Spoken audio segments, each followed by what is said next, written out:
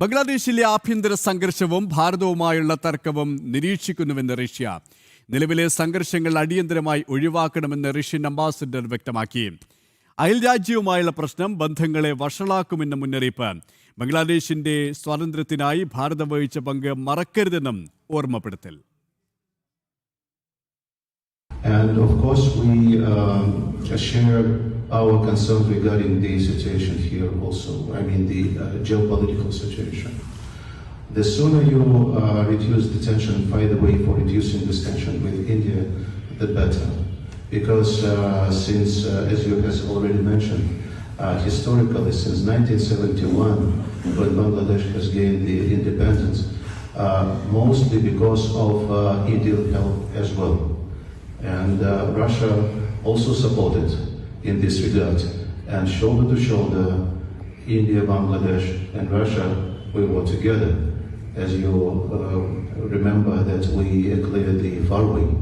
That time India helped us a lot in this regard. So my position is that the tensions must be reduced as soon as possible. It is not in the interest of neither India nor Bangladesh. കൂടുതൽ വിവരങ്ങളുമായി international ഡെസ്കിൽ നിന്ന് ഐസൻ ജോസ് ചേരുകയാണ്. ഐസൻ, ഭാരതത്തിന്റെ ഏറ്റവും അടുത്ത സൗഹൃദ രാഷ്ട്രങ്ങളിൽ ഒന്നാണ് റഷ്യ. ഈ അടുത്തതായി ബന്ധം കൂടുതൽ ഊഷ്മളമാകുന്ന സാഹചര്യമുണ്ട്. ഈ ഒരു ഘട്ടത്തിൽ ബംഗ്ലാദേശിന് മേൽ സഹായം നൽകുന്ന പാകിസ്ഥാന് ഒരു മുന്നറിയിപ്പ് കൂടിയാകുന്നു ഈ വാക്കുകൾ, അല്ലേ? തീർച്ചയായും അദ്ദേഹത്തിൻ്റെ വാക്കുകളിൽ നിന്നും നമുക്ക് പല ചരിത്ര സംഭവങ്ങൾ കൂടി വായിച്ചെടുക്കാൻ സാധിക്കുന്നുണ്ട്. നേരത്തെ സൂചിപ്പിച്ചതുപോലെ ഈ നിലവിലെ നമുക്ക് ലഭ്യമാകുന്ന വിവരങ്ങളനുസരിച്ച് ഈ ബംഗ്ലാദേശിലുള്ള റഷ്യയുടെ അംബാസഡർ പറയുന്ന കാര്യങ്ങൾ, അലക്സാണ്ടർ പറയുന്ന കാര്യങ്ങൾ വളരെ കൃത്യമായ ചില നിരീക്ഷണങ്ങളുണ്ട്. അതായത് 1971 മുതൽ 1971 ഈ രാജ്യം രൂപീകരിക്കപ്പെടുമ്പോൾ അതിന് പിന്തുണയായത് ഭാരതത്തിൻ്റെ ഒരു നിലപാട് മാത്രമായിരുന്നു, ഭാരതത്തിൻ്റെ ഇടപെടൽ മാത്രമായിരുന്നു.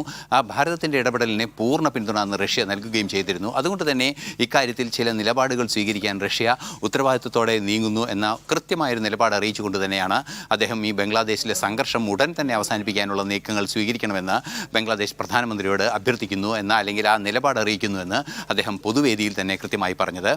അതുപോലെ തന്നെ മറ്റൊരു പ്രധാന വിഷയം അദ്ദേഹം പറഞ്ഞത്, ഭാരതവുമായുള്ള സംഘർഷം കൈകാര്യം ചെയ്യേണ്ട രീതി ഒരു തൊട്ട അടുത്ത് ഉള്ള ഒരു അയൽവാസി അത് എത്ര കണ്ട് പ്രാധാന്യമുള്ളതാണ്, ആ അയൽ രാജ്യം എത്ര കണ്ട് പ്രാധാന്യമുള്ളതാണ് എന്ന് തിരിച്ചറിഞ്ഞ് ആ രീതിയിൽ ഇടപെടണം. അതിന് അദ്ദേഹം ചില നിർദ്ദേശങ്ങളൊക്കെ നൽകി. അതായത് യുക്രൈൻ വിഷയം സംഘർഷമാണ് നിലനിൽക്കുന്നത് എങ്കിൽ കൂടി ആ കാര്യത്തിൽ ഗൗരവത്തോടെ ഇടപെടൽ നടത്തുന്നു, അത് പരിഹരിക്കുന്നതിനുള്ള നീക്കങ്ങൾ റഷ്യ നടത്തുന്നു. അതിനായി ഇപ്പോൾ നമുക്കറിയാവുന്നതാണ് 28-ന് സമാധാന നിർദ്ദേശങ്ങൾ നടത്തുന്നു, തുടർ ചർച്ചകൾ നടത്തുന്നു, അത്തരത്തിലുള്ള നീക്കങ്ങളെല്ലാം തന്നെ നടത്തുന്നു.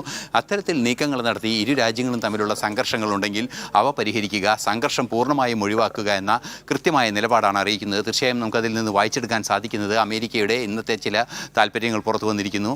അതിനു മുമ്പ് ഇദ്ദേഹം സംസാരിച്ചത് ഇന്നലെയാണെങ്കിൽ കൂടി, ട്രംപ് അതിന് ശേഷമാണ് സംസാരിച്ചത് എങ്കിൽ കൂടി, അമേരിക്കയുടെ നിലപാടുകളും അതുപോലെ തന്നെ റഷ്യയുടെ നിലപാടുകളും നേരിട്ട് ഏറ്റുമുട്ടുന്ന ഒരു രീതിയിലേക്ക് പല കാര്യങ്ങളിലും, അതായത് യുക്രൈൻ യുദ്ധം ഒഴികെയുള്ള വിഷയങ്ങളിൽ റഷ്യയുമായൊരു കോൺട്രഡിക്ഷൻ അല്ലെങ്കിൽ ഒരു എതിർപ്പ് നിലനിൽക്കുന്ന ഒരു സാഹചര്യം വളരെ കൃത്യമായി അമേരിക്കയ്ക്കുള്ള ഒരു പശ്ചാത്തലത്തിൽ, അമേരിക്ക പാകിസ്ഥാനെ പിന്തുണയ്ക്കുകയും ചെയ്യുന്ന ഒരു പശ്ചാത്തലത്തിൽ വളരെ കൃത്യമായൊരു നിലപാടാണ് ഇപ്പോൾ റഷ്യയുടെ ബംഗ്ലാദേശിലെ സ്ഥാനപതി നൽകിയിരിക്കുന്നത്. ഭാരതത്തിലെത്തിയ ഒരു പരിപാടിക്കിടെയാണ് അദ്ദേഹം ഇത് പറഞ്ഞത് എങ്കിൽ കൂടി കൃത്യമായും അതിൽ നിന്നും വായിച്ചെടുക്കാവുന്നത് ബംഗ്ലാദേശിനുള്ള ഒരു മുന്നറിയിപ്പ് തന്നെയാണ്. അത് റഷ്യയുടെ ഭാഗത്തു നിന്നുണ്ടായിരിക്കുന്നതെന്ന് തന്നെയാണ്.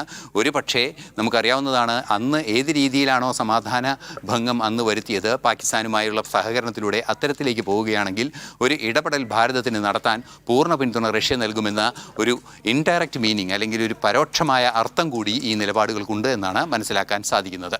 സുരേഷ്, അത് തന്നെയാണ് നിലവിലെ സാഹചര്യത്തിൽ അത്രത്തോളം താക്കീത് തന്നെയാണ് റഷ്യയുടെ ഭാഗത്ത് നിന്നുണ്ടായത്.